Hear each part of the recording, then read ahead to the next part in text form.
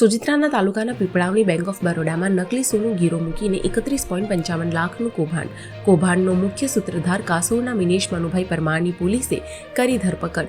બેંકના ઓડિટ દરમિયાન ખરાઈ કરતા સોનું બનાવટી જણાવ્યું હતું.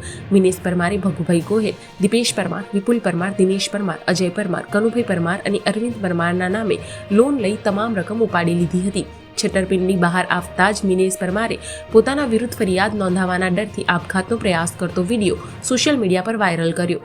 વિડીયોમાં તેણે ભરવાડ યુવકને પણ રકમ આપી હોવાનો ઉલ્લેખ કર્યો, જે યુવક હાલમાં લેન્ડ ગ્રેબિંગના કેસમાં જેલમાં. બેંક દ્વારા ફરિયાદ નોંધાવતા સોજિત્રા પોલીસે મિનેશ પરમારની ધરપકડ કરીને રિમાન્ડ લેવાની તજવીજ હાથ ધરી.